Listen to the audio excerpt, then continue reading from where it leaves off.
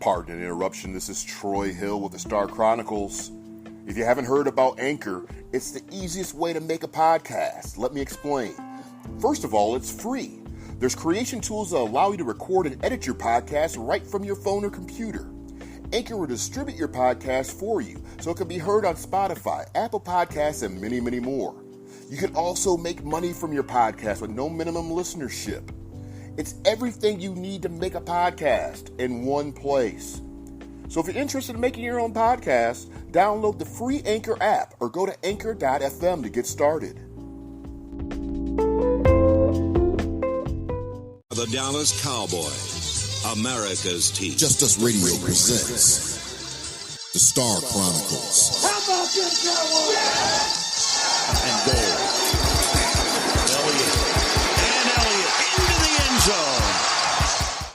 This is the Star Chronicles, a little bit of overtime. We like to call it What Would You Do? With my co-hosts, Lisa and the Starstruck Fan. So I understand that Lisa has a question that she would like to propose to both of us on this program. So Lisa, go ahead. Yeah, so there's an interesting dilemma that is going to come up with our friends in Houston. So the heart and soul of their team yesterday, J.J. Watt, he's out for the season again. This is like his third or fourth, season-ending injury that he's had in the last probably 5 or 6 years. And, he signed that huge contract back in 2014, I believe, 2015. And so my question to you guys is, he is clearly the heart and soul of that team, but he's done all his guaranteed money. He's been paid out. If he is no longer on that roster, next year, the cap saving is $15.5 million. The year after that, it is $17.5 million. So in effect, if he is cut, the Texans over the next 2 seasons save $33 million in cap space. What would you do? Cut him. See ya. Yeah, I'm sorry. We're in that day and age right now where players, it's unique that you get to retire with the same team. Congratulations, Larry Fitzgerald. You will get that done.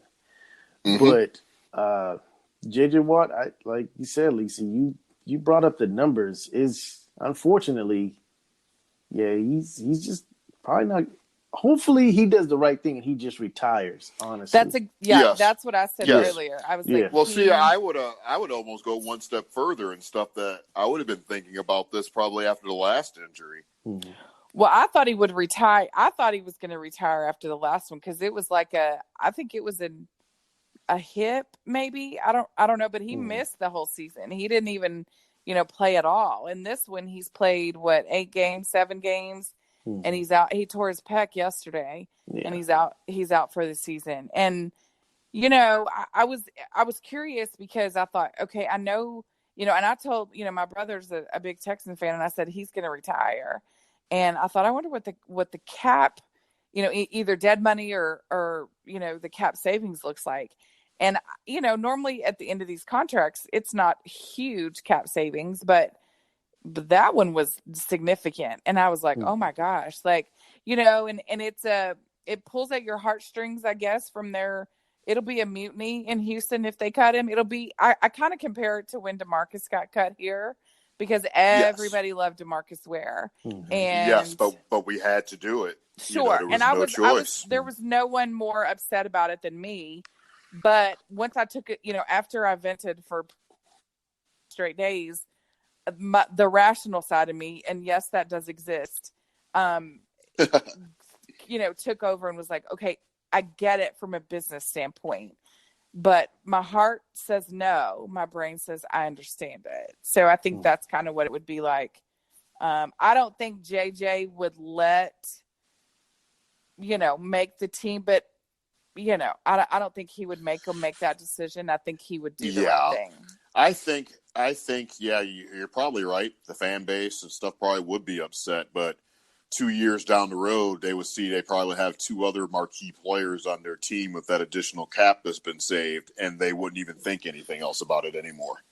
Yeah. Well, You know, anyway. is that initial sting? You know, that initial sting the thing or that whatever. makes this a little crazy is the fact that, you know, for the most part, you hope that he does retire, and does the right thing. I don't know what is going to happen, but you saw that they got rid of what was the guy? Just Clowney, Jadeveon. Clowney, yeah, just earlier. Yeah. And so now you wouldn't have anybody now. And so I was kind of curious when they got rid of Clowney, and I'm like, but you brought him in to kind of pair up with J.J. Watt and to kind of take things over, I would think, after he left. Yes. To so build it seems around. so it seems like to me that they let the wrong guy go. Yeah. Yeah. Well, he has but younger guy. Jadeveon was about to need a new deal, and he was going to be very expensive, and so ultimately, J.J. Watt. They got 33. Well, they got $33 million. They got $33 million just laying around until the next 2 years. I need to get you on my calendar this week, Mr. J.J. Watt. Can you talk to me this week, Friday at 5:00, and we'd be talking pay cut. We would. I mean, restructure. Restructure. Absolutely. Yeah. And that's probably a more realistic outcome for them. Yeah. Is they're going to just like we've done, like we did with Tony and we did with Jason, and you know, we've done with all the old veteran players. That restructuring, when you're talking higher money, though, it ends up burning you and stuff at the end. Especially if you're like playing, like you're like in it to win it. You start trying to restructure all these contracts to keep that window open a little bit longer. If you don't succeed and you don't be successful, it's kind of like you're just locked into like a whole bunch of dead money at the end of the game, and you're just kind of like there. Isn't that what we got stuck with Romo? Yeah. Yeah, it seemed like we had a lot of dead money still left over. You know, one interesting point I was bringing up to Ron yesterday when we were talking, I was like, remember when we had Romo and Jerry Jones stated that his biggest mistake was not building enough around him. Yes, you know, and that's like the offense. That's like the offensive side. Aren't we kind of like? Yes, we are talented on defense, but don't you still sense kind of like we still got this window even on the defense side of the ball where we still might not be doing just enough to get us to where we're at. So we might hear this conversation again from Jerry Jones one day about he didn't put enough around on the defense side of the ball. I don't think he would ever admit it again, even if it really did happen. Like, even if that's how he felt, he's not ever going to admit that again, because then he's in effect saying, look, I'm really not a football guy. Troy, you just made me mad all over again. I know. I was already, with the getting over the Jets thing, and I'm not going to bring up the Jets thing. I think I'm legitimately done with the Jets thing. But what this reminded me of is about 2 seasons ago when the Eagles won the Super Bowl. And it seemed like it was a heart punch to Jerry Jones that the fact that the Eagles won the Super Bowl, 1. Number 2, they did it with their backup quarterback, 2. Number 3, it was the Eagles again. And we claimed we were so mad because of the fact that we used so many excuses that year to not win a Super Bowl that the next year was going to be our year. 2 years later, 2 seasons later, because they didn't win the Super Bowl last year, the Eagles. That was 2 seasons ago. We have still not gotten Hulk mad over the Eagles winning a Super Bowl that we have turned around and said, you know what? It's our year. We made up too many excuses. Jerry was fired up that year going into that offseason. What happened to that? Because we didn't build a team the next year that legitimately made a strong run to get this team into a different spot in the playoffs. I mean, you're right. In the past. We started off with a team that basically had no receivers last year. I thought we were mad when Philly won the Super Bowl. What did we do about it? 2 seasons later, we are almost back in the same situation that we were 2 seasons ago. But let me just break it down to you, because it's not so much more. It's not so much of what Jerry's doing in that regard. It's more just the how people are now. like an 80s team with this situation happening, 80s Cowboys team would have been pissed. And they might not have won all the games, but you would have seen some fight. The 90s, they just would have annihilated everybody if some nonsense like this would happen. 2000s, a bunch of players would fight. Right now, I'm not sure if a lot of these players really care. They're doing jersey swaps, man. We were supposed to play mad last year. The Eagles won the Super Bowl the season before. Go ahead, Lisa. It's not just here though. Like that mentality, like that's across the whole league. Like it's not. We're not the only ones that don't have fight. Like or that are like congratulating other teams on Twitter and other players. And I get it when somebody gets hurt, that's fine or whatever. But that's one thing. But I'm not swapping jerseys with somebody that's on the Eagles. I'm not swapping jerseys in general. Right. And I'm definitely not going to be sitting there doing a jersey swap with the Eagles, the Giants, the Redskins, the Packers, or anybody like that after a game. But it's these players, this era of players seems like they have the ability more to, the loyalty goes more to who they played college with than who they're playing professionally with.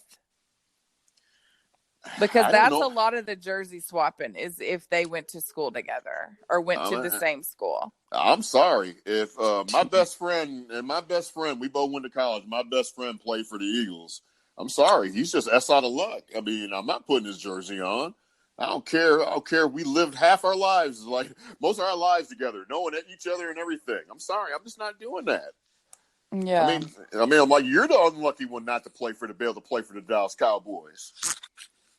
I mean, I want that piece of crap jersey on my flesh. 2 seasons later. Yeah, and I think there's Here we are. But there's only one constant. Actually, there's two. We know one of them's not going anywhere. Yeah. There's only two people. I mean, besides the ancillary coaches and stuff like that, there's some players that are still here. A lot of them are, but it's the mentality that starts from the top. And he was pissed in the moment, but I think it wears off easily. We still losing to Green Bay. Right. No, I get it. What did we do? We're still losing to Green Bay. Still. But I don't think that's from a talent. That's not just that's not a lack of talent. That's a lack of preparation. But you know what Green Bay's going to bring. You know what Aaron Rodgers did. We lost the exact same way we lost to him the last 2 times. Exactly. We have not built a team that we contain him. We have safeties downfield that don't give up anything. We have not built a defense that says Aaron Rodgers will not beat us. What did the Cowboys do in the 90s and stuff when they started catching a little hell from San Francisco? You went out and got the biggest, baddest mofo that was out there, free agent, and brought him and signed him onto the team. I know, but it was now. Okay. Yeah. Yeah.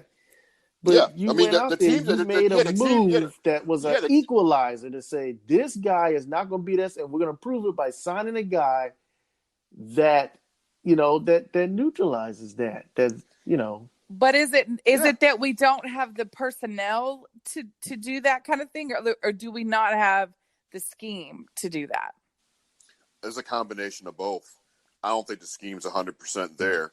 I mean, I want the team to blitz a lot more. Mm-hmm. I mean, I do want to see more play action. And guess what? You know what blitzing does? It beats people like Aaron Rodgers. Yeah. It does. When you put pressure on him like that and force him, he's good at getting rid of the football quick. But I was going to say, I think he's but I think in that particular situation, to me, he's more dangerous out of the pocket than he is in the pocket. Yeah. I mean, I hate the guy and stuff, but that's a guy that's very, very well composed. Mm-hmm. But that being said, I'm taking that bullet and stuff. I'm rolling the dice with my team and say, look, with my front four and maybe a linebacker is going to get to your quarterback before you can throw deep down the field. Mm-hmm. Especially this year because he didn't have his number one target. Like, that's the thing. That's where I believe it goes back to scheme and coaching, because they didn't have their number one receiver. Now the little running back kicked our ass, but it's like, okay. How did we lose in the playoffs? To Green Bay? slow No, start. in the playoffs primarily. last year, how did we lose in the playoffs? We lost in the Defense. playoffs last year. They We ran couldn't all stop the over us. run. Right. Yeah. Week 9, and we still can't stop the run of the next season. What did we do? We lost to the Rams because we felt what? We couldn't stop the run. Yeah. 8 weeks into the next season, we still can't stop the run.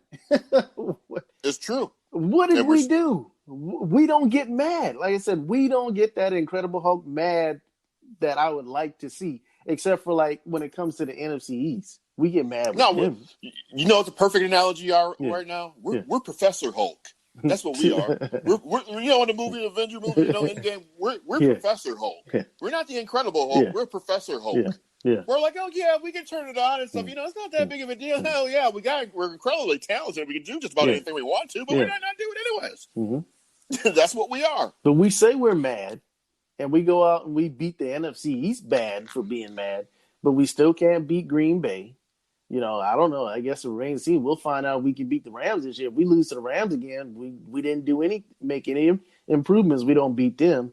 And if New England runs us smooth over, I mean, that's going to already tell you what's going to happen if we even thought we was going to try to get to the Super Bowl. Because ultimately, to be a championship team, we should be beating teams like Green Bay, the Saints, the Rams, and the Patriots that we would all face this year. And so far, we've lost to Green Bay.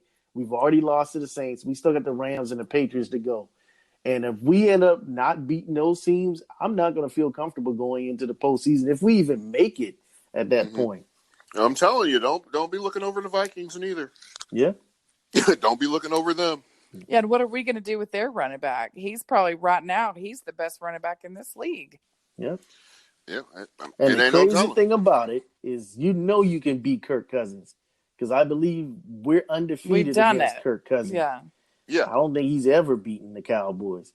And so if you stop the run and force Kirk Cousins to beat you, you've got a chance. But, we'll probably let Kirk Cousins throw for 300 yards. We'll put all of our eggs in the basket and stop the run. But that's the same argument we could be saying right now about Teddy Bridgewater. That's the same argument we could be saying about Sam Darnold. And we didn't apply pressure to either. Yeah, we shut down the run against Alvin Kamara. He didn't have a good game. Bell. But we made Teddy Bridgewater look like, oh my goodness. Yeah. I mean, it just goes back to that preparation thing. And it goes back to, like we were saying, what have we truly done? Because I remember other Cowboys championship teams where, perfect example again, the 49ers, we're going to sign Charles Haley to cause some problems. But why did we do that? We were mad. Yeah. We were mad from the season before. And I get it, but it's like you said, the 49ers. But you really, the salary cap, you really have to factor that in. Yeah, because it's different. We still made a move. We still made. Because there's still players. Yeah, but you didn't have the shackles on you from a cap standpoint like you do now. You can't just go out and say, because guarantee if there was no cap, our front four on defense would be Aaron Donald and JJ in his prime, and I can't even probably have Sue. In his prime. Like we'd have our linebackers would be. I mean, Jerry would buy everybody, and we would kill people. But you can't with those kind of being handcuffed to that salary cap like that. It's just not the same. I think it's hard. It's not really a fair comparison to how it was back then because of the constraints, the budget constraints. But doesn't every team have that? But every team doesn't go get whoever they want. They've had to make other sacrifices. Yes, and they're winning. But they make better sacrifices, and they have a better sense of balance up across the board in their team. But they're winning, right? True. So but I just think why is it not working for us? Coaching. It goes back to scheme. That's all it goes back to. Sean McVay comes in. He's a rookie coach. Only a couple of years experience as an assistant.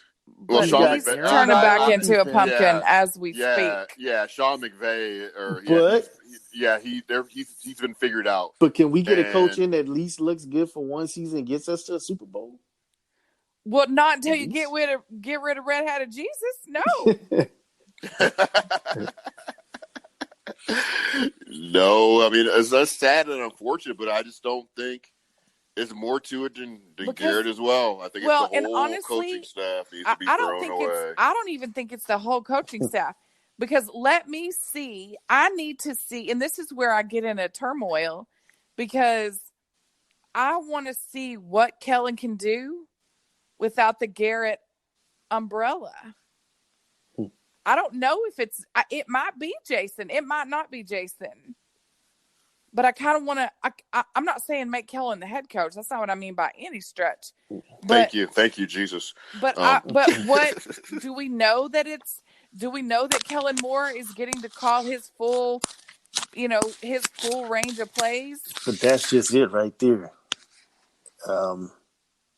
That's just it. We never know with this team. We don't know what the issue and problem is. And see, the thing is, like at this point, we default to the only constants that's been there, and that's Jerry and Jason, because we can't figure out who's doing what. Is it really Kellen Moore? Is it Chris? We don't know. The only two constants we know are those two guys.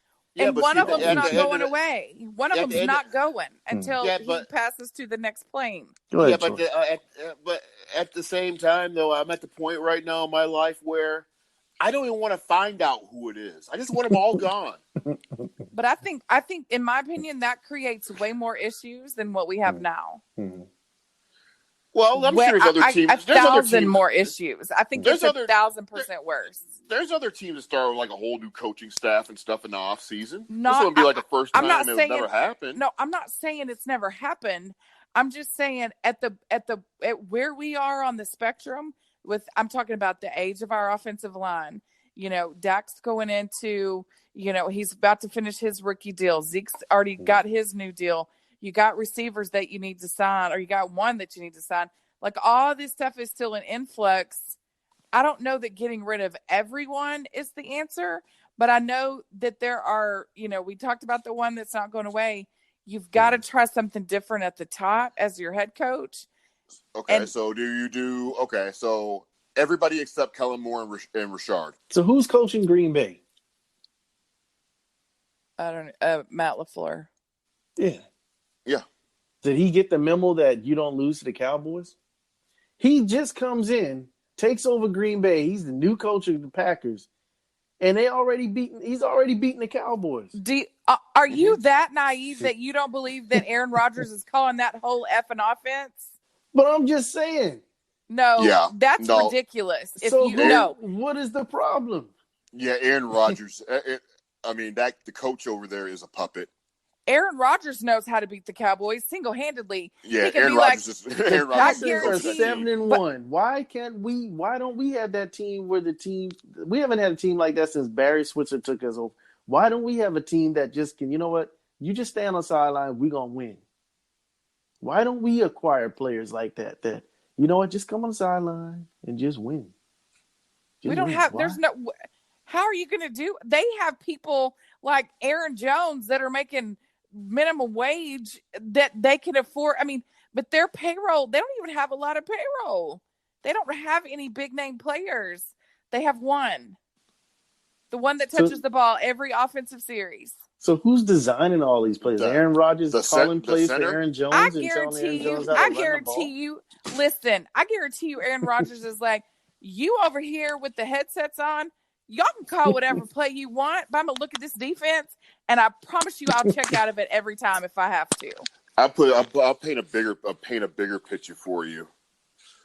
Aaron Rodgers, no matter how successful he's been, because he has been successful, he basically has his team hostage, because after he is done and decides to retire, it's going to be an S show down there in Green Bay. There ain't nobody going to know what's going on, and they got to pay him all this Sounds money. like Peyton Manning when he left Indy. Exactly. Yeah, exactly what it's going to end. That's exactly what it's going to end up being, because they've given this man everything, all the money, all the control, and everything. And when he decides to retire, It ain't gonna be no go.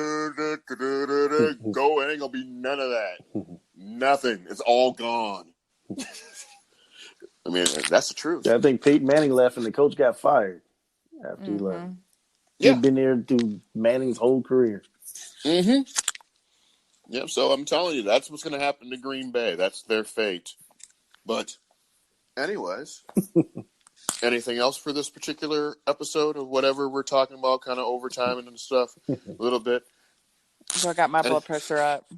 My blood pressure's perfect right now. But I guess that's it.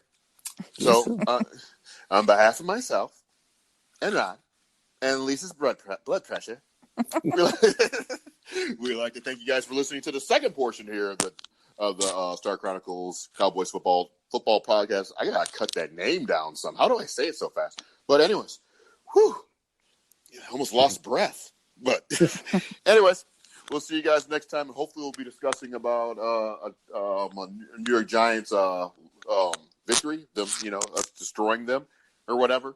And check with us later in the week because we're gonna have a special guest that listens into the show. Is gonna be on the show later this week. So I'm out. Are you guys out too? We're out. I'm out. I gotta lock the door and stuff, so you guys gotta leave before I leave. Come on, grab my stuff. Yep.